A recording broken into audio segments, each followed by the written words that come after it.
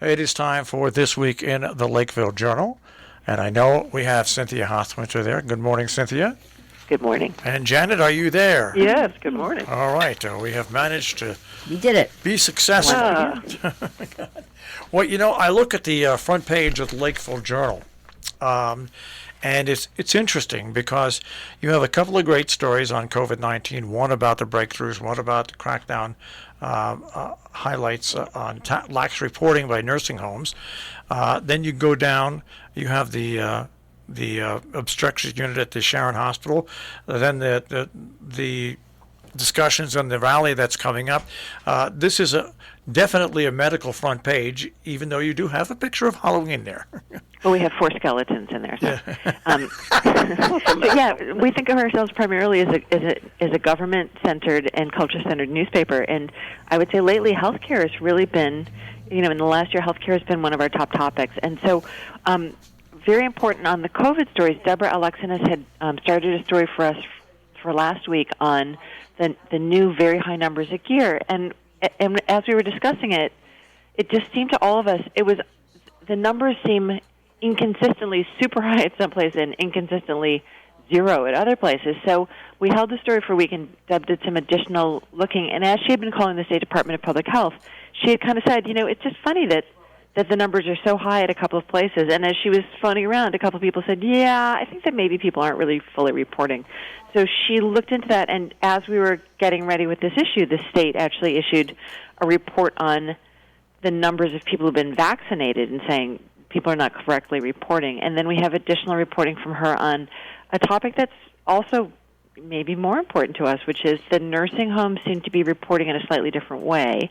And this is not to cast aspersions on anybody or to say anybody's doing anything wrong, but just to say the numbers are so radically different from facility to facility that she takes a look into it and gives some statistical thought to it. We have Dr. James Shepard from Sharon, epidemiologist right now at Yale New Haven, very experienced worldwide guy, who's been great at commenting with us on why COVID is spreading the way it's spreading and about the waning power of the vaccines. But you're so right, and the problems with nursing homes is not only started in New York. It's a countrywide problem that there's just no standard enforced reporting that's set up. That's a standard. So nursing homes are out there on their own, doing their own thing. I mean, when they report these things, it's a catch-22 situation. Right. I think it's interesting, though, on your other stories on the front page, with, of course, our representatives, Craig Minor and also Maria Horn, your telephone interview with them. Not only that, but at this rally, we're going to have political leaders from both states. This is very, very interesting to me. It's interesting. It's great to see people using their community power and getting out a grassroots effort. So that is the Save Sharon Hospital rally on Saturday. There's also a Sharon-sponsored Zoom conference on Friday, November 5th at 1, and I think that might be oversubscribed already, but go ahead and check the link. But there's a second one coming up at the Interlake, and also that people can find out about as well. Which is coming up. That we have all the 18th. We have all the information on logging in there, and those are all an important opportunity for people to comment on what they want. And as Maria Horn points out in Patrick's interview with her, they still have to go through the hearings with the state and get their certificate of need to close down those units or change those units as they're proposing. So certainly public comment will be important to that process. All right, and it's nice to see the pictures of the pumpkin run and the skeletons on the front page, because it's a little step back towards normalcy to have all this stuff happening around us. Having zombies running around the street is sadly a step toward normal. No, actually, it was great in Salisbury. I think we gave away 450 pieces of candy on a Sunday night. Everybody was super polite, and shout out to Lisa McAuliffe, the rec director in Salisbury, who apparently had all of the teens and older kids meet up at the ball field in Salisbury, and they had an epic shaving cream fight, and by the time they got to our house at around 7 o'clock, all the older kids were so polite and so exhausted and so covered with shaving cream. So and and it's also great the way they got together in Falls Village and did what they did as a townwide function as well for people. Beautiful decorated trucks and cars. So we didn't have room for all of the photos, and of course we don't always have color on all the pages. But if you go to our Instagram page for the Lakeville Journal, we have fantastic photos from Alexander Wilburn, from the Falls Village Rec Director, from Patrick Sullivan, and from me. We have a photo from Sharon in North Canaan of some of the decorated houses. We don't have anything from Kent, but we have a ton of pumpkin run photos.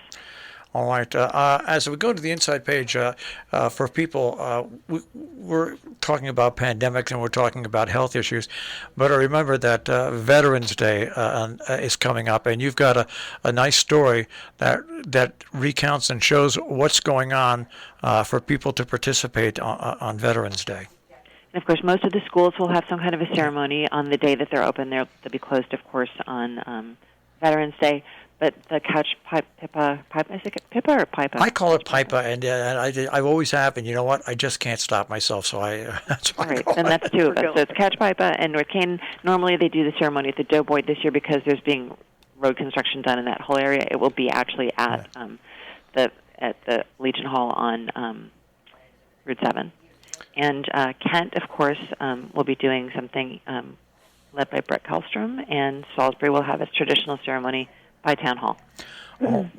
All right, and you've got there's a couple of food drives. You've got the story about the Salisbury Bank, their food drive, and the Sunday in the Country well underway now for their food drive for Thanksgiving. And boy, is the need going to be bigger than ever this year, so people should not be shy to donate as much as they can. And a nice story on the dedication for Tim Riley at Veterans Field, and a picture there. I mean, that's just a really nice, heartwarming story. Well, and the Riley family is very important. Even if you don't know the Riley family, you know the Riley family. Especially if you have kids who are active in athletics. There's Kevin Riley in the photo.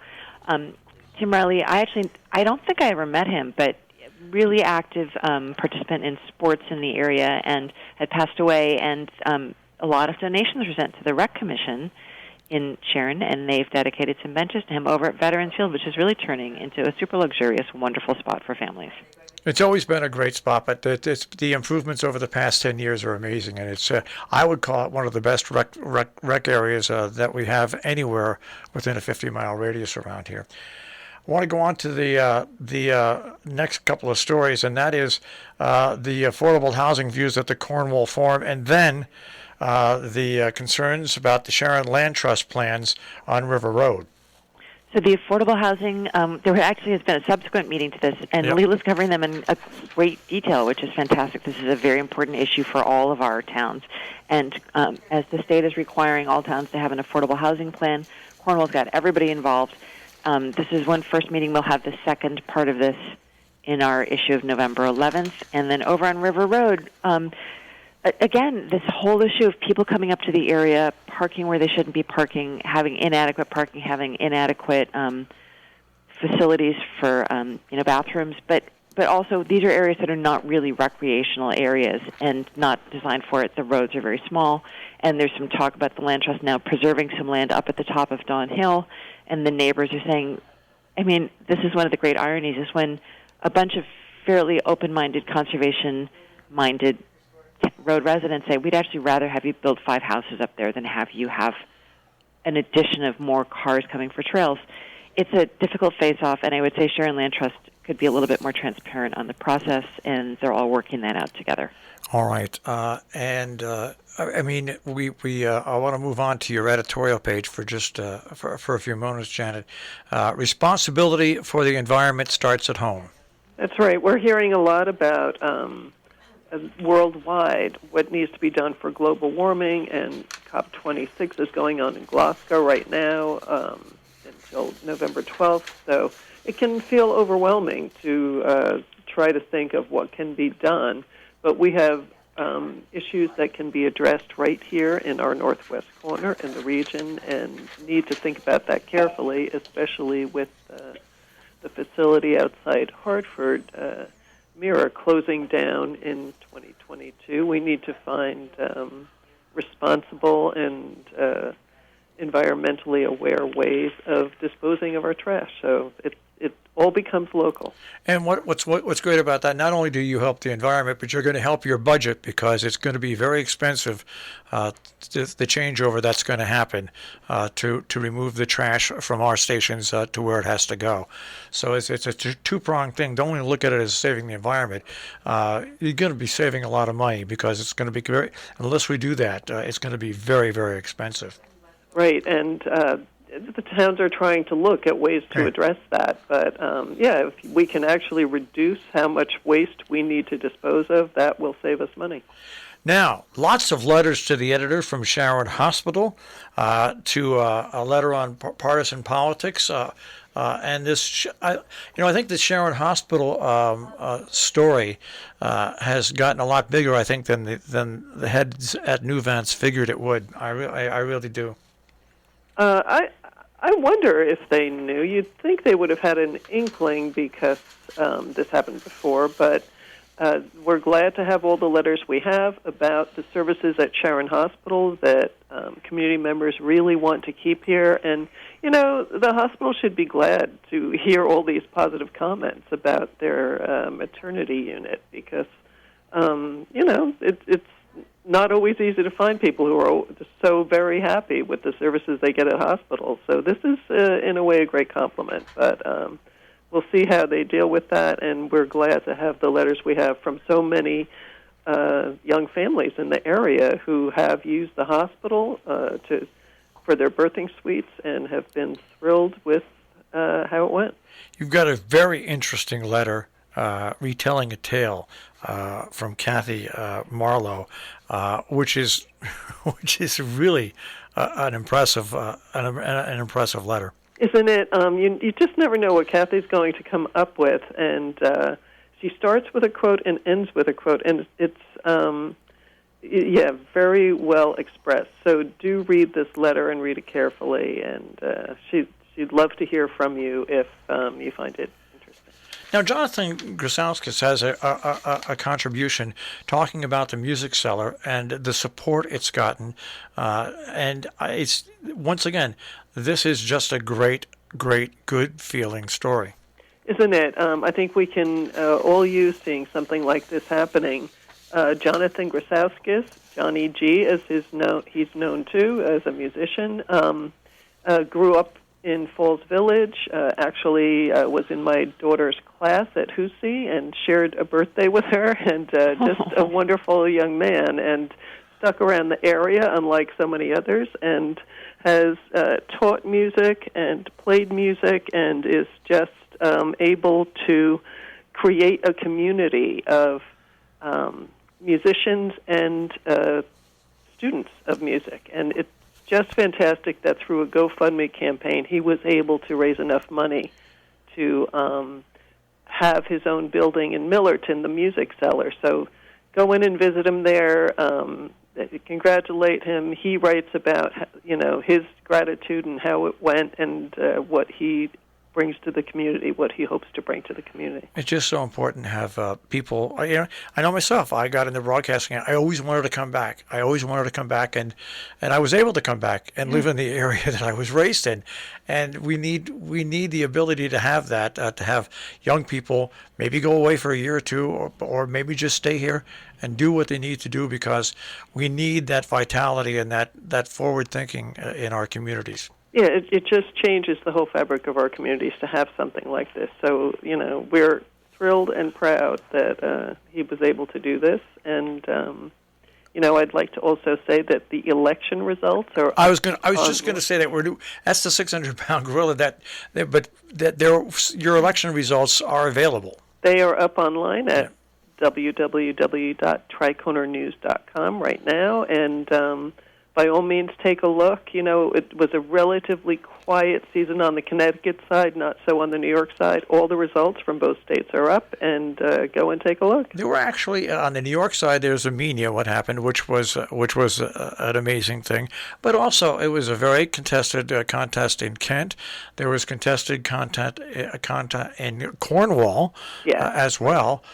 So even though it was a quiet time, there were still some places where people could make very, very important decisions on who they want to lead their communities. Isn't that the truth? And really, I should never say election season is quiet, because there's always something interesting happening. And kudos to all those who have run for office, and good luck to those who won. It's not a simple thing to do. There's a lot of controversy brewing in different ways in different towns, and it's not an easy time to lead these towns. So we wish them the best of luck and thank them for doing it. All right, and want to just get a little plug in here. You've got the story about the Green Energy Forum, which is coming up at the Congregational Church in Salisbury. Right, and right. Go ahead. No, go ahead. Sorry. I'd love to encourage people also to take our survey.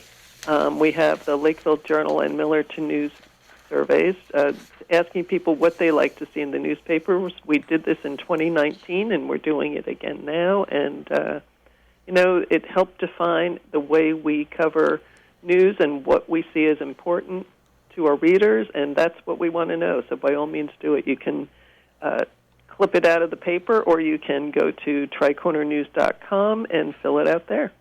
All right, and now we can go to Compass, because you've got quite a few interesting stories in Compass. One of the most interesting is we had mentioned Chris Pooler's art show coming up. It's an installation. It's interactive. It's at Berkshire School. It's open to the public. And Chris, of course, is my neighbor, and his daughter was a summer intern with us, and he does wonderful work. And then my other neighbor, Etienne Delaserre, is friends with Chris and had emailed and said, I'd really like to do an article about Chris's show. And Etienne's such an interesting guy, also an artist, and an immigrant himself from Switzerland, did a whole write-up about Chris Pooler's show and about immigrants, and especially about refugees and the plight of the refugees and Chris's beautiful work. So definitely read the article and go see that show. We have 2 long, detailed recipes from Dory Greenspan. Oh, the caramel apple crisp is, wow. Gorgeous, I know it. At this time of year, we all have apples that we picked up at farm stands and from our friends' yards and want to know what to do with them. It's getting to the point where you have to cook them or get rid of them. So definitely go click on tricornernews.com and find those 2 recipes. The other's for a chocolate mocha tart. This is incredible. A concert coming up on Thanksgiving weekend. Not just the David Bromberg Quintet, but Hot Tuna, Jorma Kaukonen and Jack Cassidy. So that's going to be amazing. Don't wait to get your tickets. They may be sold out already. Fundraiser for the Hudson Valley Philharmonic sounds so fascinating. Christoph Landon, he's a luthier, a maker of stringed instruments. I'll be talking about why it is that those instruments feel the most like the human expression of speaking, crying, laughing. A guy named Alexis Rockman is doing a show of his artwork that features turtles and other things, and in a sort of apocalyptic, interesting way, but also talking about how much he loves turtles and has loved them since he was a kid. French cabaret music coming up at the Fisher Center at Bard.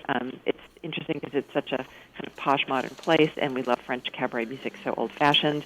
And then Paul Jaliff, a very important sculptor internationally, but is based up here in the Hudson River Valley, and he and the husband-wife photographers Ken Rowe and Yumiko Izo at a new gallery in Great Barrington, and that's open only until through Thanksgiving weekend, which is coming right up. It'll be upon us before we know it. It's so scary. I want to bring up two things that are coming up that you've got stories on that I think that are important that I skipped over and I shouldn't.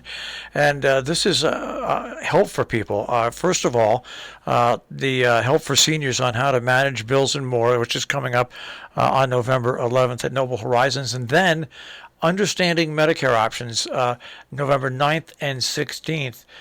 We see so many TV commercials that are fraudulent and wrong, and I think this session is an important session for anybody who, during this open enrollment time right now, is about set to go to open enrollment with Medicare and the insurance options. And also the Access Health is happening right now, and having gone through this process with the incredible Janet Carlson, who's now on Cornwall Board of Selectmen, it's very easy when somebody has done it before, does it with you. It's very confusing when you have never done it before. So definitely do not be shy to sign up for these sessions. And we also just got a notice from the governor that the vaccines have been okayed for children. So Beginning we'll look to, into that. I think beginning today or tomorrow. Yeah, they allocated enough in Connecticut where I think they can do on the first phase almost everybody, but they're going to split it up into two different sessions for children. And we did see spikes last year around Thanksgiving because so many families were coming together, and it's just not realistic to think about having masks at a family gathering, and you just don't know who's actually been vaccinated. So, why not? Why not get your kids protected? Now, Janet, I want to go back to your survey because I think your survey is even more important this year than it was when you took it the last time, simply because you have become a nonprofit. And believe you me, the direction in which the stories you're going to cover and the support, the underwriting support you're going to get from businesses and other grants are very important that go along. And you can, if people fill out this survey, you better then can go out and look for grants and underwriting, knowing really with proof in hand what people want from the paper. Exactly. This was really helpful to us in 2019 as well because we were looking at redefining the publications at that time, and we got over 300 responses, which is a really good percentage of our readership in general survey terms, and we would love to exceed that this time just for those reasons you just laid out, because we really do want to address what is most important for our readership. And, we can believe we know that, but until we hear it from them directly, and, we often do. People will tell us what they like or don't like in the paper, but it really does make a difference if you can sit down and think about it. And if you read over these questions and think about it a little bit carefully, it won't take long to do the survey, but it will mean a lot to your local coverage. Well, people should remember if they're going in to purchase a car or purchase a home, you bring as much information as you can to let the lender know that you really need it and it's a worthwhile thing. Well, just imagine if you're a nonprofit, when you go looking for grants, you need substantial amount of proof of how that grant's going to be used, why it's important to the community. And that makes all the difference in the world when you go looking for grants and grant writing. It really does. And what also helps us is the letters to the editor, because it's such a direct, clear expression of what people are thinking. And so when we get lots of letters about single issues and together with what we hear in the survey, that will help us. I certainly hope. All right. Well, folks, the Lakeville Journal, they join us every Thursday. And, of course, you can find them online, tricornernews.com. Also at various locations for pickup, and you can get home delivery as well.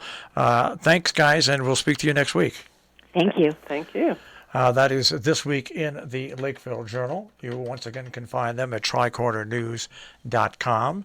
And you can also find them here on our on-demand page, robinhoodradio.com. Click on On Demand. Click on This Week in the Lakeville Journal.